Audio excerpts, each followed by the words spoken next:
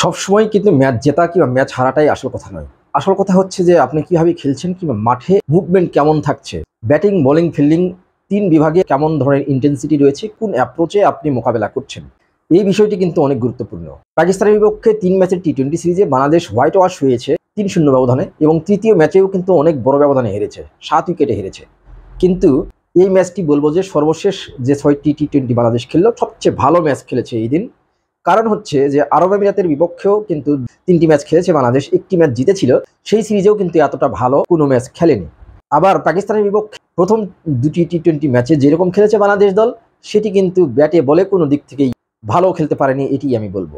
তবে সিরিজের তৃতীয় ও শেষ টি-20 ম্যাচে কিন্তু বাংলাদেশ অনেক ভালো খেলেছে আমি বলবো। কারণ হচ্ছে যে পাকিস্তানের বিপক্ষে আগে ব্যাট করতে নেমে ১১০ রানের ওপেনিং জুটি হয়েছে, যেটি হচ্ছে বাংলাদেশের টি-20 ক্রিকেটে কিন্তু পঞ্চমবারের মতো ১৭ রানের ওপেনিং জুটি। সে কারণেই কিন্তু পাকিস্তানের বিপক্ষে নিজেদের সর্বোচ্চ টি-20 ইনিংসটি গড়েছে বাংলাদেশ দল।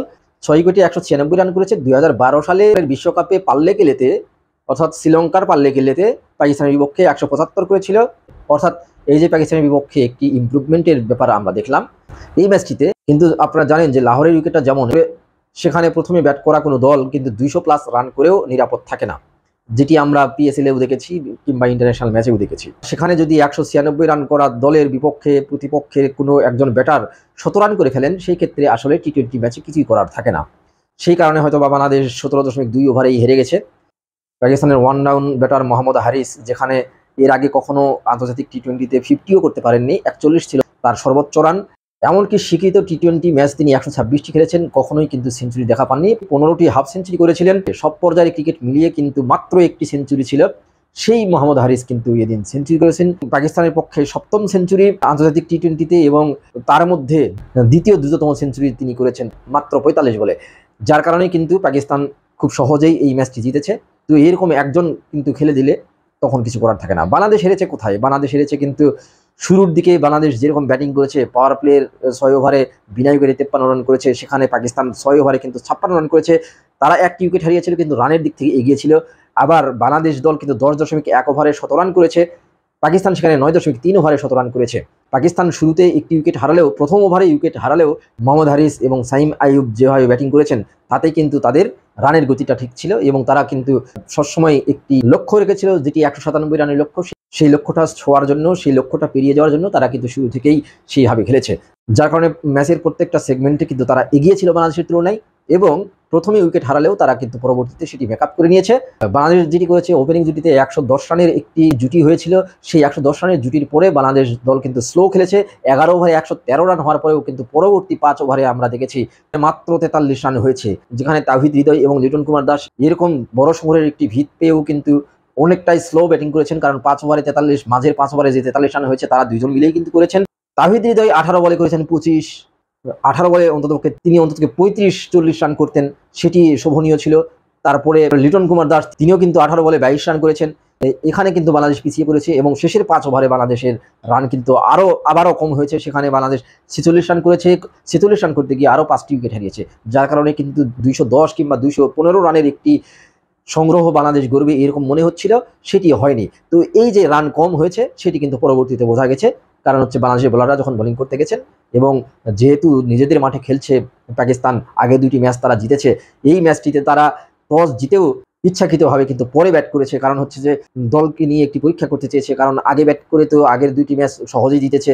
এবার তারা চেয়েছে যে পরে ব্যাট করে কীরকম করা যায়, সেই রান তারা করার ক্ষেত্রে দল কেমন করে, সেটি তারা পরীক্ষা করেছে। সেই পরীক্ষায় তারা কিন্তু সফল হয়েছে এবং খুব ভালোভাবে তারা রান তারা করেছে। এবং যেই রিশাদ হোসেনের উপর বাংলাদেশের অনেক আস্থা ছিল, সেই রিশাদ হোসেন কিন্তু এদিনও ভালো করতে পারেননি। ৩ ওভারে ৩৯ রান খরচ করে কোনো উইকেট পাননি। সৈয়দ খালেদ আহমেদের এদিন অভিষেক টি-20 ছিল, তিনি একেবারে খারাপ করেছেন তা নয়, যেহেতু হাই স্কোরিং ম্যাচ ছিল। ৪ ওভারে ৩৭ রান দিয়েছেন। হাসান মাহমুদ ছিলেন অত্যন্ত খরুচে, তিনি ৩ ওভারে ৪২ রান খরচ করেছেন। তবে সবচেয়ে ভালো বোলিং করেছেন মেহেদী হাসান মিরাজ, তিনি কিন্তু টি-20 ফরম্যাটে তার কার্যকারিতা দেখিয়েছেন। ৩ ওভারে মাত্র ২৬ রান দিয়ে ২টি উইকেট নিয়েছেন। মোহাম্মদ হারিস কিন্তু ৮ম ওভারে রিশাদ হোসেনের বলে একটি ক্যাচের মতো দিয়েছিলেন, যদিও এটিকে ক্যাচ বলা যাবে না, তিনি ব্যক্তিগত ৩৭ রানে তখন ছিলেন। মেহেদী হাসান মিরাজ আসলে অনেক দূর দৌড়ে এসে বাউন্ডারির সীমানার কাছে বলটিতে যে হাত ঠেকাতে পেরেছিলেন, এটি অনেক বড় ব্যাপার। সেটিকে ক্যাচ ড্রপ হিসেবে না বিবেচনা করাই উচিত। আর বাংলাদেশের তানজিদ হাসান তামিম, তিনি কিন্তু এদিনেও ধারাবাহিকতা ধরে রেখেছেন। তিনি ছাড়া কিন্তু আর কেউ ধারাবাহিকভাবে 3টি ম্যাচই ভালো করতে পারেননি। তবে তিনি কোনো ইনিংসটাই বড় করতে পারেননি। ৩২ বলে ৪২ রানের একটি ইনিংস খেলেছেন।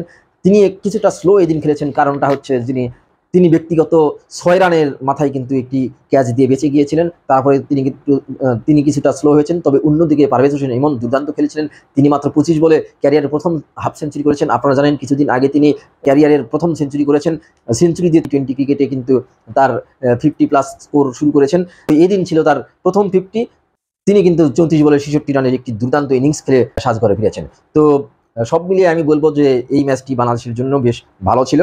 মোহাম্মদ হারিস যদি ৪৫ বলে সেঞ্চুরি না করতেন, সেক্ষেত্রে এই ম্যাচটিতে হয়তো বাংলাদেশ দল জেতার একটা আশা করতে পারত। তো এ নিয়ে পাকিস্তানের বিপক্ষে ৩ বার বাংলাদেশ ৩ ম্যাচের টি-20 সিরিজ খেললো।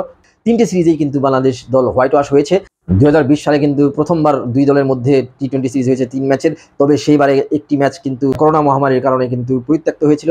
২-০ জিতে যায় পাকিস্তান। পরে ২০২১ সালের নভেম্বরের দিকে বাংলাদেশ সফরে এসে তারা ৩-০ জিতেছিল। এবারে আবারও ৩-০ জিতল। তো বাংলাদেশ আবারও একটি সিরিজ হারলো। তবে শেষটা কিন্তু বাংলাদেশের ব্যাটিং বোলিংয়ে আমি বলব যে অনেক ভালো করেছে। এটি যদি ধরে রাখতে পারে, আগামীতে হয়তো বাংলাদেশ দলকে সাফল্য ধরা দিতে পারে। ধন্যবাদ সবাইকে।